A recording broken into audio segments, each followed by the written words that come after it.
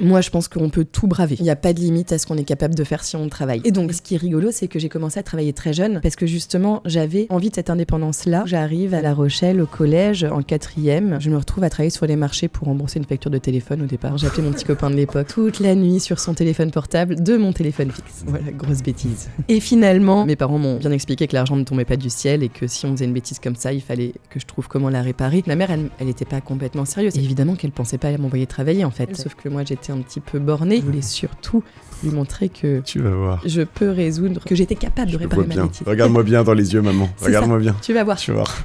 Et donc je prends mes petites chaussures à 5h du matin et je vais au marché et je trouve un job de vendeuse de pommes et de pois en plein hiver. Il faisait moins 5 degrés. Et je pense que c'était une des premières fois où j'étais extrêmement fière de moi. Et c'est surtout qu'en plus, je vois ma mère passer. Elle m'a regardé travailler, elle a continué son chemin, elle a vu où j'étais. Et après, elle m'a dit, c'est bon Nina, on oublie, t'as compris, tu peux revenir à la maison. Et moi, je lui ai dit, mais en fait, pas du tout, je viens de gagner mon argent. J'adore, j'y retourne. Tu te souviens combien tu gagnais ? Je gagnais l'équivalent de 5 € de l'heure. C'était bien payé à l'époque, 5 € de l'heure. Tu bossais une matinée, tu faisais 25-30 € quoi. Voilà, c'est ça. Okay. Mais c'est énorme en fait, adolescent. 14 ans, ouais, c'est trop bien.